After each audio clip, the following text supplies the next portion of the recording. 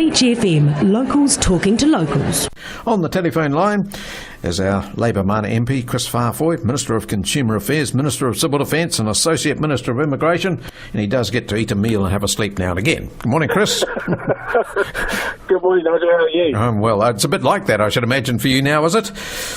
Yeah, that's probably not a bad thing for me, though, is it, Nigel? Yeah, that's good. Eat less. That's okay. All right, so I see we got 53 new state homes announced for long empty land in Porirua. That's a big step forward. Okay, I'm absolutely happy about this one, Nigel. There's been an empty plot of land in what is commonly known in Porirua East as the Caster Loop. The houses that used to sit on the land were demolished about 2010, 2011, and much long promised for houses to go back on there, but it's looked like an empty lot since 2010. And we've finally been able to say that we're going to build 53 new state homes on it for the community. So the shops, the neighbours, the local schools are all very happy because it's been like a rather large hole in the community for the last 7 or 8 years. So I think that's a win for the community, and I'm personally very happy about it. It's something that we've campaigned on for the last 7 or 8 years. And I'm looking forward to some building going on there. I'm looking forward to the sound of hammers and sawing of wood, so there are homes slowly on the way for the community. Of course, I think Housing New Zealand, they sort of pushed for it last August, didn't they? And they said, we've got plans in place to do something on this land, so it's all going to happen now. Well, that's right. And I think there's been talk. And I think, and I'm going to be pretty brazen about it, you had to have a change of government so there was motivation enough and the willingness just to get on with it. I think for a long time there was talk and not enough action. And now, I saw some plans the other day of the homes, and I think that's exciting because it means families who are very much in need of good social housing, affordable homes to rent. It's on the horizon for them. I see there's about 2,300 state homes in Porirua already, so are you building up your stocks there well, or do they look after them, these tenants? They do. I think they could be made better though. Some of them, the insulation and the heating and the maintenance of them hasn't been that flash over the last 7 or 8 years, despite the attempts of the tenants to make sure that they're looked after. So that's obviously a part of our work program to make sure that they're good, healthy homes, because if they're not, then the tenants usually end up in the health system, and that is, at the end of the day, more expensive for taxpayers as well. Would you give any thought to sort of putting up a few here in Kapiti? Look, I think that's desperately needed. I've always wondered why there haven't been more Housing New Zealand properties in Kapiti. There's very few. There is some social housing, but it's very sparse and very limited. So I've mentioned that many times to Troy Twyford when he was the opposition spokesperson for Labour, but now that we're in a position to do this in government, I think as we see the likes of Transmission Gully coming on board and the expected influx of population, that we're going to need some houses that are rentals, that are affordable for people as well, and I think Housing New Zealand should have a part in that too. Yeah, sure. Now, you're getting fairly tough on these finance burglars out there at the moment. What stage are we up to in sort of cracking down on those who exploit our people? We've just come to an end of some research that the officials have done just so we can get a handle on where things are at. I think I said we made, the previous government made changes in 2015 to hopefully change some of the behaviour of these people who are giving people these chunky loans and charging them exorbitant interest rates.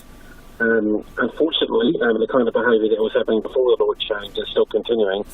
One of the new things that we found out through the research, though, Nigel, is some of the behaviour of debt collectors and some of the charges that they're putting on people who owe them money. Pretty outlandish stuff, if ringing them up to chase them up for something that is pretty standard. They're charging the people $20 per call, so the debt just keeps on piling up and piling up. So I think that's the kind of stuff that we need to be aware of, because we want to get the behaviour to change from the people who are offering the loans and the people who are taking out the loans to make better and wiser decisions and get out of the spiral of debt that they find themselves in. Now, education-wise, Chris Hipkins going to try and change things around. Have you had a look at his policies, and what do you think of those? Yep, there's obviously a lot of changes proposed as part of that. The biggest one, obviously, being changes around the structure and governance of schools. I think if you remember back to, I think it was about 1987. 89 would have been, Chris, because I was on the first board of Waipahu College. Yes, and my father was part of the Department of Education at that time that helped roll it out. Right. The PICO report that came out and suggested these changes, and I guess more local control of schools through boards of trustees, etc. I think, taking the opportunity to look at whether or not it's the best thing for communities, because I think one of the concerns, if we're going to talk about boards of trustees and colleges, for instance, that we certainly have an issue with in Wellington, is you get the colleges being very competitive around students, yes. And some schools with low rolls and some schools with very high rolls, because there's competition between the colleges, and whether or not, at the end of the day, that's the best thing for New Zealand's public school system. So I think having a look at that is probably well overdue, and I think it's also an opportunity for people in the community to have this as well, because I personally think that having some local control through Board of Trustees is a good thing to make sure that your local school meets the needs of the local community. Well, when's he going to roll that out completely, or has he done so? I might have missed it. Oh, no. There's still some consultation there, so I think there's still the opportunity for the public to have their say. And so I think there'll probably be people who have been well involved with the management of schools, either through a PTA or a Board of Trustees, who have some feedback about this. And I think it's really doing it, as I say, I think we're also going to make sure that we maintain some local flavour over colleges and schools, because at the end of the day, it's the parents' kids that are going to school there. Yeah, fair enough too. Now, just been talking to our Mayor Guru. Of course, the mayors of the Wellington region, in support of recent public cause, is advocating for a fully funded ambulance service. The Wellington Free Ambulance Service is getting into a little bit of strife with finance, and it costs a lot to run it. Are you going to support that sort of thing?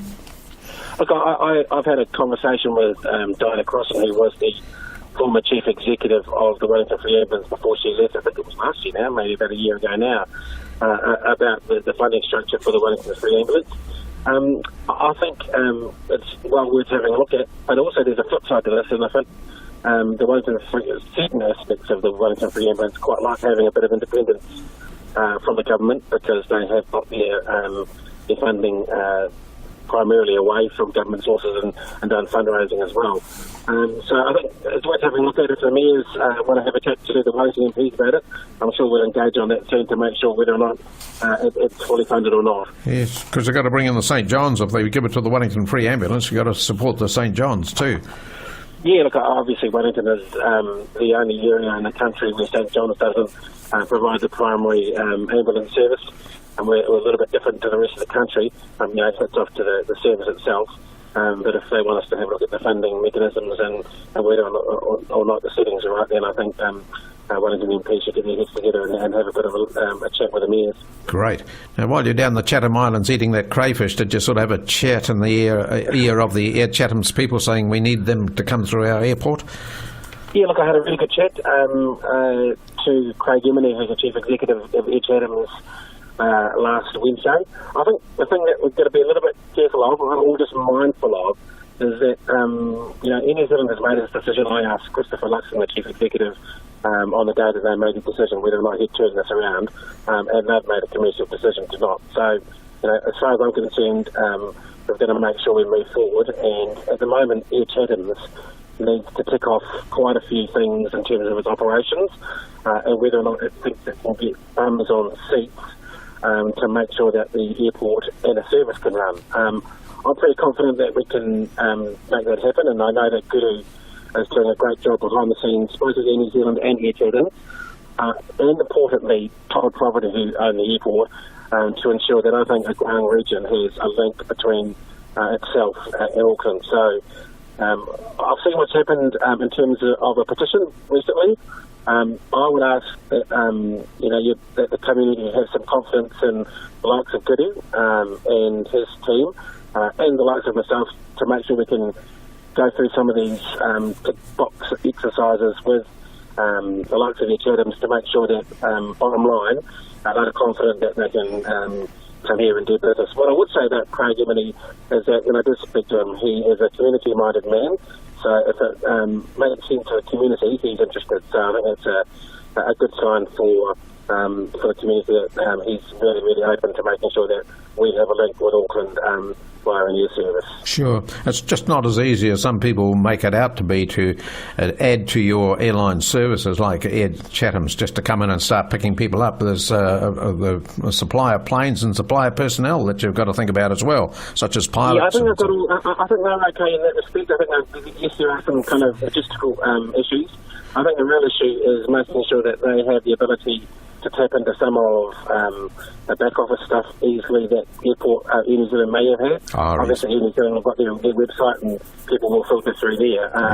So making sure they can have exposure to the amount of people that Air New Zealand may have, so they can get the bums on seats is important for them too. So, but as I say, I think the point that I was really impressed with Craig Emily was that he knows the importance of air services to regional New Zealand, because he's got one out of the Chathams, out of Whanganui, and also out of Whakatane, and he knows how important it is to have an air service for the likes of Parapara Ubu.